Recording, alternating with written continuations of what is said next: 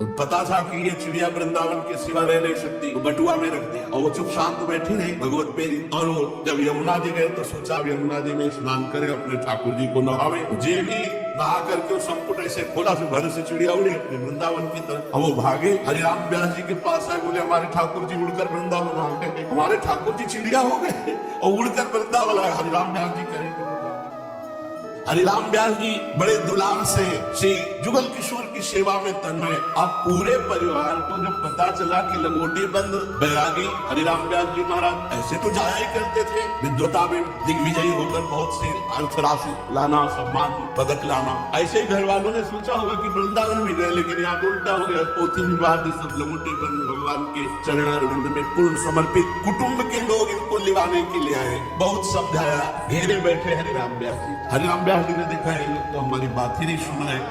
देखो हमारा स्नान का समय, हम यमुना जी स्नान करके आ रहे हैं और ये लोग पीछा छोड़ने वाले नहीं। मन में सोचा था इसी बहाने यमुना किनारे पहुंचेंगे, एकांत होकर जाएंगे। और वो पीछे पीछे यमुना जी के तट पर गए, बोले नहा लीजिए। हरिराम व्यास जी ने सोचा ये भी चाल हमारी नहीं चली। हरिराम व्यास जी ने कहा चाहे हमारे प्राण चले जाए पर हम वृंदावन से नहीं जा सकते, अपने पुत्रों से, अपनी पत्नी से और जो कोई प्रेमी जनाए हुए थे। ये समझाते समझाते दो पार हो गई। तब ध्यान आया कि श्री जी की तो राघव आरती हो गई। कैसे लोग हैं, हमारी दिनचर्या छूट गई। श्री जी की राघव की आरती करके राजभोग का प्रसाद मिलता था। भागे भागे वहां से आए और पश्चाताप करते हैं संसारियों के पीछे मैं श्री जी की आरती से वंचित रह गया, प्रसाद से वंचित रह गया। इतने में देखा कि वृंदावन रजूप से भी मेहतरानी बहुत पूज्य है। आप इनको ऐसे मत समझना। जिस दिन यहाँ वृंदावन के रजूप सेवकों की सेवा हुई ना, उस दिन ठाकुर जी को कैसे बताएं कैसे प्रसन्न थे। इनकी चरण रज, इनका चरणामृत आज भी हमारे सिराने रखा है। इनको इस दृष्टि से न देखना कि महारानी की निज महल की टहल करने वाली है, मेहतरानी है। पूरा परिवार पीछे था। उन्होंने कहा मैया सुन, राजभोग का प्रसाद ले आई। बोले हाँ राधा वल्लभ जी को मिला है। फोटो सब लाल के एकदम उत्तम फूल से नीचे और पकौड़ी उठाई और मुख में डाला। जय राम। अब संतोष हुआ कि कम से कम प्रसाद तो मिला। वो अरे महाराज ये क्या कर रहे हो, आप हमारी टोकरी से पा रहे हो। बोले भैया आज तूने कृतार्थ कर। परिवार वालों ने देखो मेहतरानी की टोकरी से और इतने उत्तम कुल के, उनको लगा कि ब्रह्म तो रही नहीं गया, ले जाने लायक। एक पकौड़ी सब जगह। हरिराम व्यास जी का बड़े समझाने समझ में नहीं आ रहे थे। अब दोबारा किसी ने नहीं कहा कि महाराज ओरछा चलो। हरिराम व्यास जी ये प्रसाद की पकौड़ी का चमत्कार कि जो घंटों से हम शास्त्री की बातें समझा रहे थे परिवार वालों की समझ में, उस समय पांडित्य का बहुत बड़ा प्रभाव था। हरिराम व्यास जी का संसार छूटा। भगवान का प्रसाद कितना महत्वशाली है कि संसार छूटा। ये बात समझना बहुत कठिन है। देह का भाव, जाति का भाव, कुल का भाव, सम्मान का भाव, प्रतिष्ठा का भाव, ये छोड़ना बहुत कठिन होता है। परिवार के लोग सोचे कि तो भ्रष्ट हो गए। मेहतरानी के एक पकौड़ी सब जग प्रपंच छूट गया। कुटुंब के लोग उल्टे पांव लौट गए। जब ओरछा नरेश महाराज मधुकर शाह जी ने सुना तो उनकी और श्रद्धा हुई, क्योंकि महाभागवत है। वो लगा गुरुदेव अब जाति कुल लोक मर्यादा के ऊपर उठ चुके हैं। प्रेम धाम में भगवत प्रसाद की महिमा की रक्षा की, भगवत प्रसाद को पाया और सब सीधे बहुत बड़े महाभागवत और महाबली थे। मधुकर शाह जी वृंदावन आए। हरिराम व्यास जी से बहुत प्रार्थना की। हरिराम व्यास जी ने कहा वृंदावन हमारा जीवन प्राण है, इसे छोड़ नहीं सकते।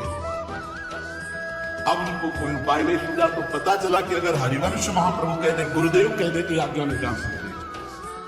अतः हरिवंश महाप्रभु के पास गए और साष्टांग दंडवत की और कहा महाराज मेरे हृदय में एक प्रश्न आप समाधान कर दीजिए। मैं जानना चाहता हूं कि अपना कल्याण करना श्रेष्ठ है या अपने द्वारा हजारों का कल्याण करना श्रेष्ठ है। हरिवंश महाप्रभु ने कहा प्रथम पक्ष की अपेक्षा द्वितीय पक्ष श्रेष्ठ है। तब उन्होंने कहा कि महाराज मेरा नाम मधुकर शाह है, हमारे गुरुदेव हैं हरिराम व्यास जी। अगर ये वृंदावन रहेंगे तो इनका परम कल्याण होगा, लेकिन अगर वो ओरछा पहुंच गए तो लाखों का कल्याण कर देंगे। प्रथम पक्ष से द्वितीय पक्ष श्रेष्ठ, इसलिए महाराज आप आदेश कर दीजिए हरिराम व्यास जी को कि वृंदावन से ओरछा चले जाए। हरिवंश महाप्रभु ने कहा ठीक है। श्री व्यास जी उस समय एकांत सेवन मधुकर शाह जी की बात सुन करके वैष्णव गया और बताया कि गुरुदेव हरिवंश महाप्रभु ने आदेश कर दिया है कि आप वृंदावन से ओरछा चले जाएं और वहां लाखों का कल्याण करें। महाप्रभु हरिवंश गुरु ने कह दिया, राजा को आज्ञा दे दी। हरिराम व्यास जी विचार में पड़ गए कि गुरुदेव की आज्ञा का उल्लंघन नहीं हो सकता, प्राण निकल जाए पर गुरुदेव की आज्ञा को उल्लंघन नहीं हो सकता, और वृंदावन छोड़ के मैं जी नहीं सकता। तो मुख पे कालिक पोती और दौड़ दौड़ करके एक एक वृंदावन के वृक्ष को ऐसे हृदय से लगाकर मिलाप कर, हाँ वृंदावन में तुम्हारे बिना जी सकता। अंदर की आसक्ति प्रबल वृंदावन से लिपट कर रो रो कर कहते हैं, हे वृंदावन के वृक्ष, आप हमारे माता हो, आप पिता हो, आप हमारे भाई हो, आप हमारे बंधु, आप हमारे कुटुंब हो, आप हमारे परिवार हो, आप हमारे इष्ट हो। वृंदावन के रूख हमारे माता पिता से संबंध, मैं आप लोगों से बिछुड़ कर जी नहीं सकता। हे वृंदावन की लताओं, हे वृंदावन के कमल पशु पंछियों, मिलाप। और किसी ने जब ये हरिराम व्यास जी की विकलता देखी तो हरिवंश महाप्रभु से बताया कि वो तो प्राण छूट जाएंगे, आपकी आज्ञा का पालन करने के लिए अगर कदम बढ़ाएंगे तो वृंदावन से बाहर का शरीर केवल प्राण पे ही निकल जाए। हरिवंश महाप्रभु बहुत मैं देखना चाहता हूँ वृंदावन कितना प्रेम। मधुकर शाह जी हरिराम व्यास जी को बताने गए कि हरिवंश महाप्रभु ने आदेश किया, लेकिन जे ही देखा ये विरह, मुंह में कालिक पोते हुए वृंदावन साष्टांग दंडवत के, कहा प्रभु गुरुदेव आप प्रसन्न रहिए, मैं कभी भूल ऐसी नहीं करूंगा, कभी नहीं कहूंगा कि आप वृंदावन, और तुरंत वापस हो गए। इन हरिवंश महाप्रभु के समीप जब आए, महाप्रभु ने कहा कालिक क्यों पोतले, वृंदावन की प्रति प्रीता है पर कालिक क्यों पोते? तो उनका प्रभु संसार का त्याग करके जब कोई धाम आता है तो उसका मुख उज्जवल होता है, और धाम का त्याग कर जब संसार में जाएंगे तो कालिक पोतनी ही पड़ेगी। ये मुख दिखाने लायक नहीं अगर धाम छोड़कर उस संसार में। हरिराम व्यास जी हरिवंश महाप्रभु के प्राणों से भी अधिक निष्ठा। देखो यहाँ दिखाया कि गुरु भी आदेश कर दे तो विकल होकर के उनके आदेश का परिवर्तन करवा। हरिवंश महाप्रभु बहुत प्रसन्न हुए। वृंदावन की विरहाग्नि उनके हृदय में जो जगी, वे मुख में कालिक पोत कर चेष्टा श्री ओरछा नरेश जब गए तब जाकर के महिमा गाई हरिराम व्यास जी। तब उनके परिवार को लगा, अच्छा इस कोटि के महापुरुष। तो पूरा परिवार वृंदावन आया, हरिराम व्यास जी से प्रार्थना की कि अब हम एक साथ रहकर जुगल किशोर की सेवा करेंगे। हरिराम व्यास जी ने मना कर दिया। फिर वो सब हरिवंश महाप्रभु के पास गए, प्रार्थना की कि हम सब कुछ छोड़कर पूरा परिवार वैराग्यवान होकर इन्हीं के साथ रहकर ठाकुर सेवा करेंगे, संत सेवा करेंगे। महाप्रभु ने आज्ञा कर दी। संत और भगवंत सेवा की भावना और गुरुदेव की आज्ञा, तो तत्काल अपने परिवार को हरिराम व्यास जी ने स्वीकार कर लिया। संत सुख देन बैठे संग ही प्रसाद ले, परोसत तिया सब भांति प्रवीण है। दूध बरताई ले मलाई छिटकाई निज, खीज उठे जानिपति पोषत नवीन है। सेवा सो छुटाए दई अति अनुमनी भई, गई भूख बीते दिन तीन तन छीन है। सब समझावे तब दंड को मनावे, अंग आभरण बेच साधु जेव है यो अधीन हुए। हरिराम व्यास जी ने परिवार को स्वीकार किया। रोज संत सेवा, जो भिक्षावृत्ति से संत ऋषि जन वृंदावन वास करते सबको सुंदर सुंदर भोग बनाकर पवाना, ठाकुर जी को पवा के उनका प्रसाद पवाना और आग्रह करके संतों को पवाते।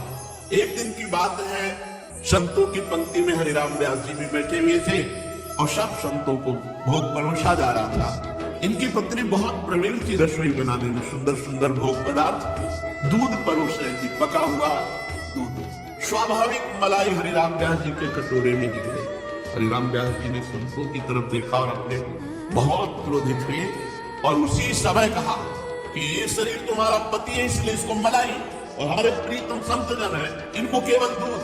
तुम्हारी अभी भेद बुद्धि संत सेवा में, जाओ मैं तुम्हारा त्याग करता हूं। जबकि ऐसा कोई भाव नहीं था, स्वाभाविक घटना घटी, स्वाभाविक ऐसे परोसते हुए मलाई उनके उसमें चली गई, बिल्कुल ऐसा भाव नहीं था। अब तो संतों के सामने डांट लगा दी और सेवा से निष्कासित कर दिया, अलग कर दिया। अब बहुत उदास और बहुत खिन्न हो गई, न जल पिया न भोजन पाया। जब 3 दिन व्यतीत हुए, शरीर अत्यंत क्षीण होने लगा, तो संतों ने बताया, हरिराम व्यास जी से प्रार्थना की कि बिल्कुल कोई ऐसा इनका भाव नहीं, हम देखते हैं समान भाव से संतों के प्रति इनका भाव है। तो उन्होंने कहा बिना दंड के, बिना प्रायश्चित के हम सेवा में नहीं लेंगे। संतों ने कहा क्या दंड? उनका जितने सुहाग के आभूषण हैं सब आभूषण बेच करके भंडारा करे, संतों को पवावे, तब हम इनको सेवा में लेंगे। उस समय 20,000 रुपए के आभूषण बिके थे। हरिराम व्यास जी की पत्नी ने अपने समस्त सुहाग के आभूषण बेच करके संतों को भोग पवाया। हरिराम व्यास जी ने कहा विनती सुनिए वैष्णव दासी, जा शरीर में बसत निरंतर नरक व्याधि पित्त खांसी। क्या इसको पति मानना चाहिए? शरीर को तुम वैष्णव की सेवा करो। ये कभी भाव ना आने पावे कि अपने पति को अच्छा पदार्थ